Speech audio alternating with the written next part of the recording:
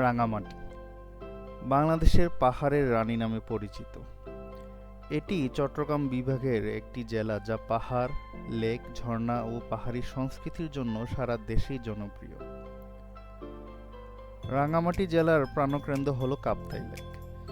1960 সালে কর্ণফুলী নদীর উপর কাপ্তাই বাঁধ নির্মাণের সময় এই লেকের সৃষ্টি হয়।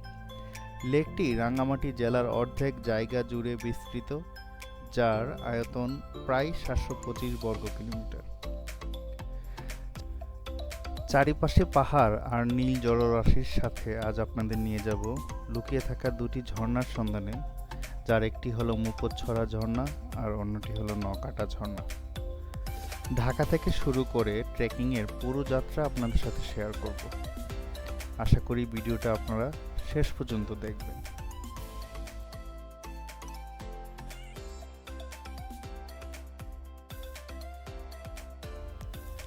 আসসালামু আলাইকুম, আমি পথের গল্প উইথ নাজিব থেকে নাজিব বলছি। আজকে আমাদের ভ্রমণ মূলত রাঙ্গামাটির কাপ্তাই লেকে অবস্থিত তিনটি ঝর্ণা মুপচ্ছড়া, নৌকাটা এবং ধূপপানি ঝর্ণার।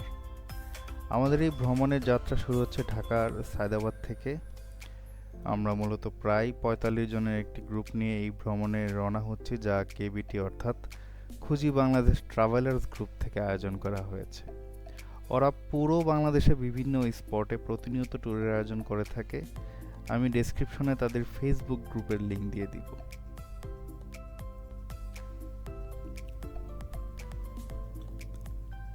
ঢাকার সায়দাবাদ রেলগেট থেকে আমাদের নন এসি বাসে আমরা কাপ্তাই পৌঁছাবো। ঢাকা থেকে মূলত এসি, নন এসি বাস ভাড়া শ্রেণীভেদে 800 থেকে 1500 টাকার মধ্যে। কাপ্তাইয়ের উদ্দেশ্যে আমাদের বাস 10টা 18 মিনিটে রওনা হয়েছে। ঢাকা থেকে কাপ্তাইয়ের দূরত্ব 303 কিলোমিটার, যেতে প্রায় 6 থেকে 7 ঘন্টা লেগে যেতে পারে।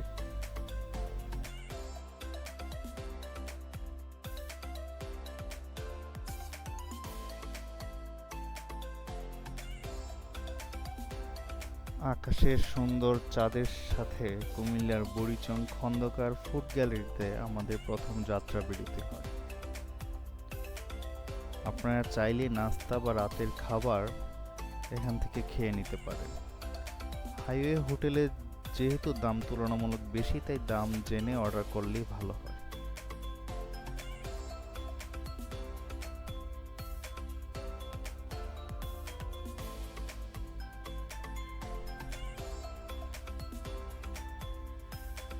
আপনারা চাইলে আশপাশ থেকে শুকনো খাবার নিয়ে নিতে পারেন।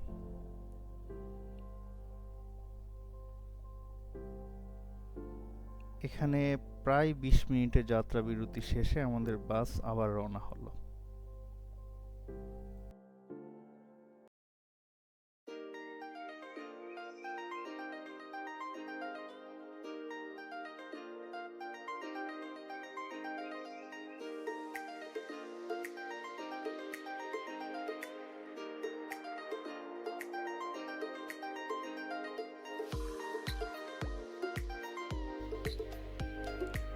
ঘুম ভাঙতেই সকালের সুন্দর দৃশ্যের সাথে পাহাড় আর বৃষ্টি ভেজা পথে আমরা কাপ্তাইয়ের জেটিঘাটে কিছুক্ষণ পরই পৌঁছে যাব।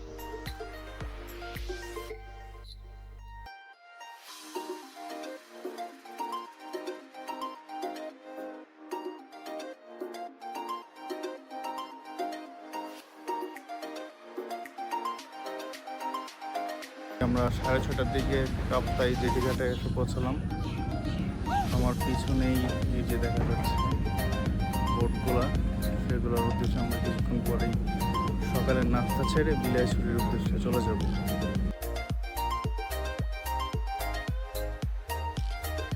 আমরা এখন আমাদের সকালের নাস্তার জন্য কাপ্তাই ধাবা হোটেলে যাচ্ছি। আপনারা অনেকেই ভিডিওতে দেখেছেন এই হোটেলটি।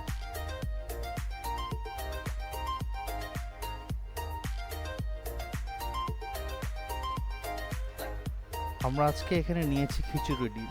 চাইলে পরোটা, ডিম ভাজি বা সবজি দিয়ে সকালের নাস্তা সেরে নিতে পারেন। এখানে সকালের নাস্তায় আপনার 70 থেকে 120 টাকার মধ্যে হয়ে যাবে।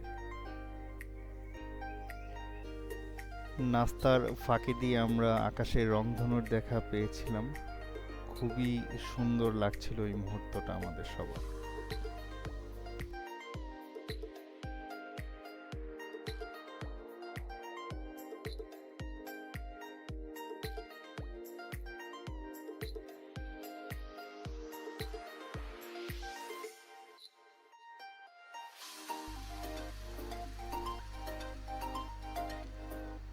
একটু হেঁটেই আমরা জেটিঘাট থেকে ট্রলারে উঠব। ট্রলার আজকে যাবে বিলাইছড়ির উদ্দেশ্যে। আমরা যেহেতু রিজার্ভ ট্রলার মাধ্যমে যাচ্ছি, আপনারা চাইলে 2 দিনের জন্য ট্রলার ভাড়া করে নিয়ে যেতে পারেন। এক্ষেত্রে অবশ্যই ট্রলারের ভাড়া একটু দামাদামি করে নিতে হবে।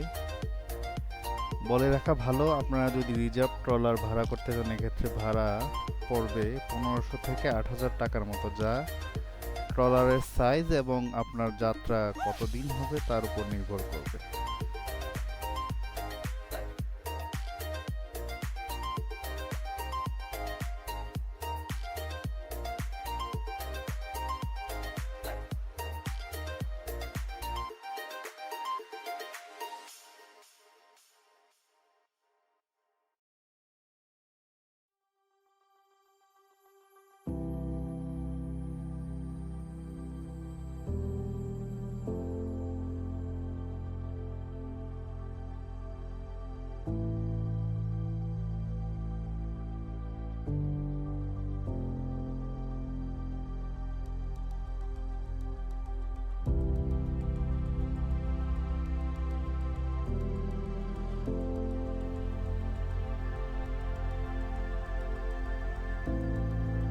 কাপ্তাই জেটিঘাট থেকে আমাদের ট্রলার বিলাইছড়ির উদ্দেশ্যে রওনা হয়ে গেল।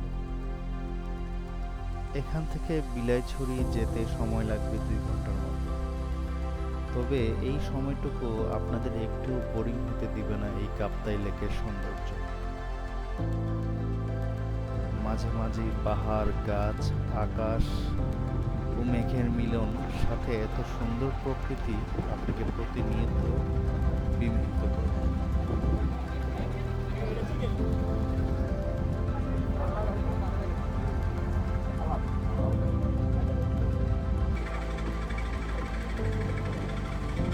কাপ্তাই থেকে বিলাইছড়ি যেতে অনেকগুলো আর্মি ক্যাম্পে চেকিং করতে হয়। সেজন্য 5 থেকে 6 কপি এনআইডি বা জন্ম নিবন্ধনের ফটোকপি সাথে রাখতে হয়। এই ডকুমেন্টসগুলো আনতে একেবারেই ভুলে যাবেন। আর্মি ক্যাম্প আসার আগে মোবাইলের ভিডিও বা ছবি তোলা একেবারেই নিষেধ। ট্যুরমেটদের আগেই এই বিষয়ে সতর্ক করলে ভালো হবে। চলো, এত কথা না বলে আমরা এখন কাপ্তাইয়ের সৌন্দর্য উপভোগ করি।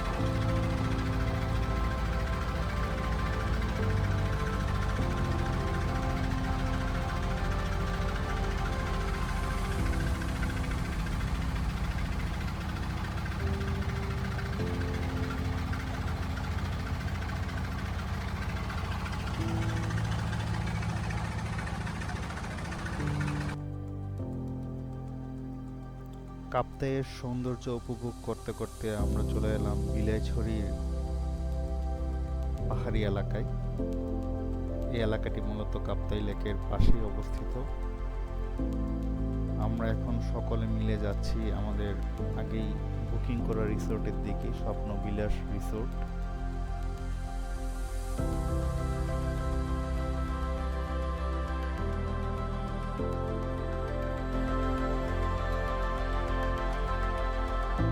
রিসোর্টটি মূলত টিন দিয়ে তৈরি,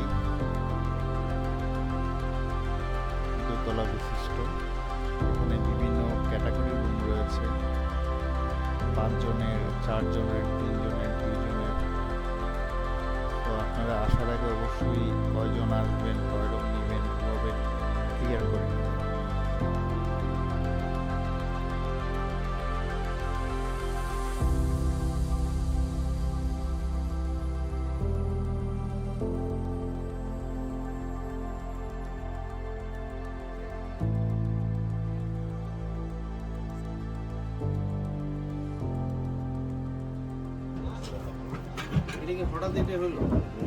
আমরা পুরা কেবিটি টিম।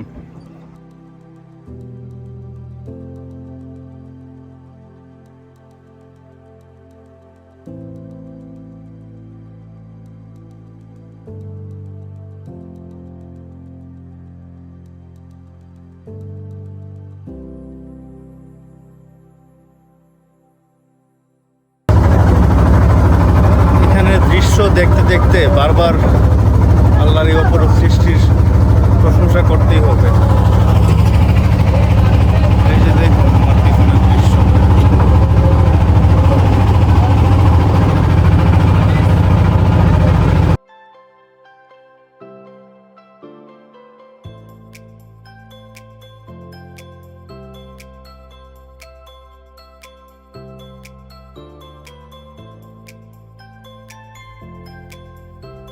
কিছুক্ষণ পরেই আমাদের যে ট্রলার ছিল তার একটা কর্নারে আমরা একটা সাপের বাচ্চা দেখতে পাই। আমরা প্রচণ্ড ভয় পাই। তৎক্ষণাৎ আমরা নৌকার মাঝিকে বলি জিনিসটা সরিয়ে ফেলতে।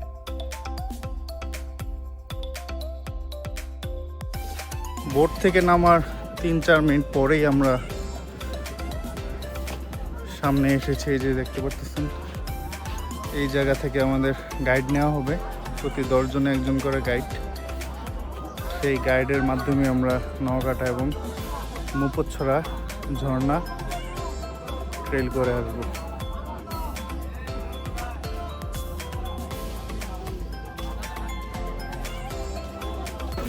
প্রচণ্ড গরমে কেউ কেউ কলা খাচ্ছে, কেউ কেউ গ্যান্ডারি খাচ্ছে। আমরা এখান থেকে লোকাল গার্ড নিয়ে মুপচ্ছড়া ও নৌকাটার উদ্দেশ্যে রওনা দেবো একটু পরেই।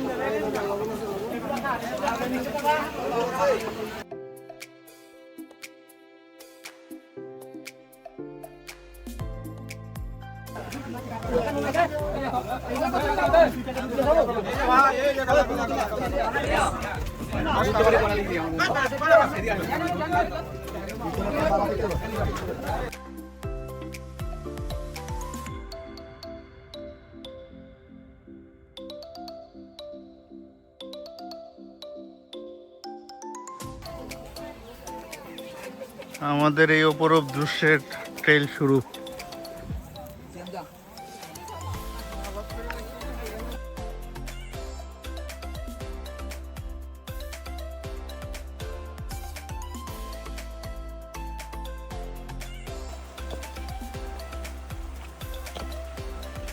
কিছুক্ষণ পর পরই এরকম ঝিরি এত দীর্ঘ পথের ক্লান্তি দূর করে দিবে। প্রচুর পরিষ্কার পানি, পাথর, দৃশ্য। আলহামদুলিল্লাহ, আলহামদুলিল্লাহ। আমরা যাচ্ছি আমাদের গাইড উচিন মারমার সাথে। কতক্ষণ লাগবে আমাদের যাইতে? আরো বেশি লাগে, 30 মিনিট লাগবে মনে হয়। আমার মতো হাঁটলে 30 মিনিট, আমাদের মতো হাঁটলে 1 ঘন্টা লাগবে, 20 মিনিট মতো লাগবে।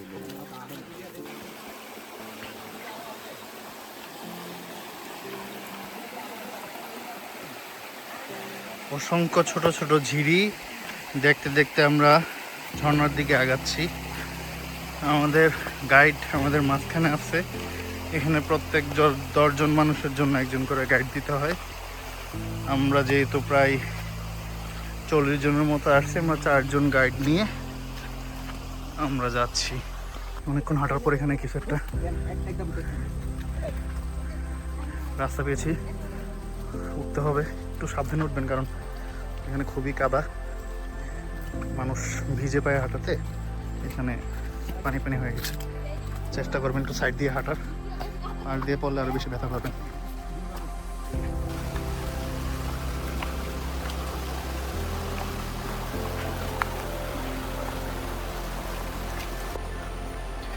ট্রেইলে হাঁটতে গেলে অবশ্যই সাথে পানি ও শুকনো খাবার সাথে রাখবেন, তাহলে একটু সহজ হবে। হাঁটতে হাঁটতে আপনি এখানে মাঝে মাঝে পেয়ারা, কলা বা আমরা এখানে যারা বাস করে তারা বিক্রি করে, ওগুলো খেতে পারবেন। খুবই সুস্বাদু, মজাদার।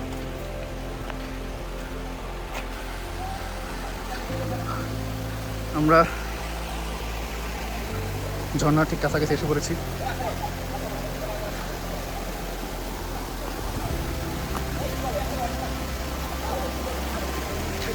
সবাই এখানে ফটো শুটে ব্যস্ত।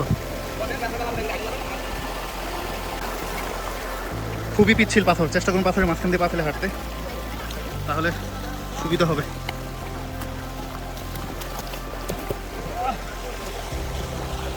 সামনে একটা সিঁড়ি দিয়ে বেয়ে উঠতে হবে, মনে হচ্ছে একটু কষ্ট হবে। সাথে ঝর্ণার পানি, পাথর, দৃশ্য অসম্ভব সুন্দর লাগছে।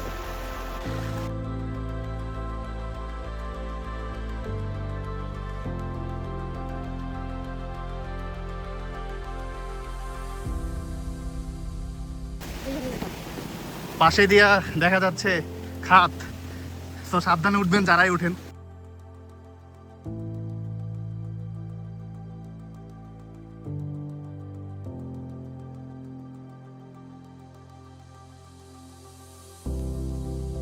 বাম পাশে দেখা যাচ্ছে খুবই রিক্সি।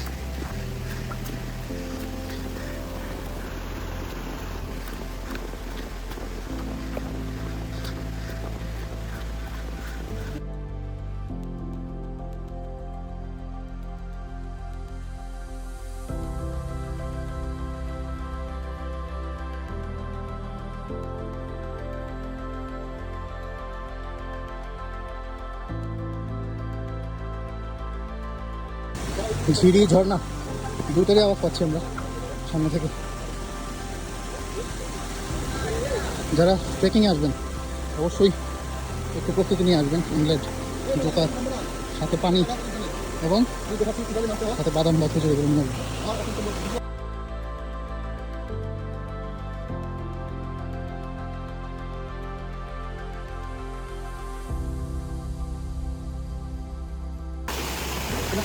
আমাদের গাইড আস্তে আস্তে করে হাত ধরে পার করে দিচ্ছে। হ্যাঁ আমি পারবো দাঁড়া।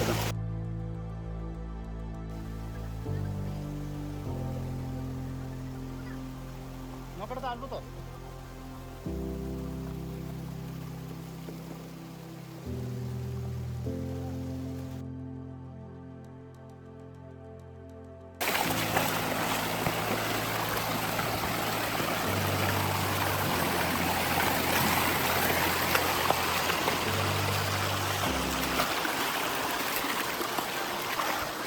ঝর্ণার ঠান্ডা পানিতে আপনার প্রাণ জুড়ে যাবে।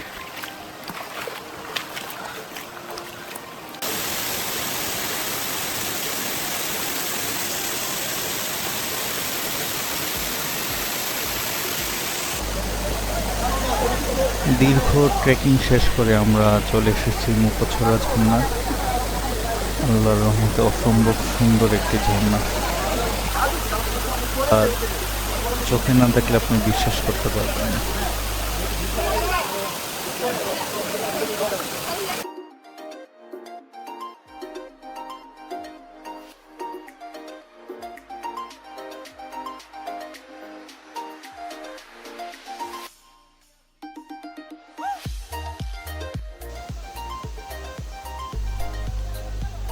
মুকোছড়া ঝর্ণা থেকে কিছু দূর এগিয়ে ট্রেকিং করলেই আমরা পেয়ে যাব নকাটা ঝর্ণা। এটি আরও সুন্দর একটি ঝর্ণা। আপনারা কিছু ভিডিও ক্লিপ দেখলেই বুঝতে পারবেন এর সৌন্দর্য কত ভয়ানক।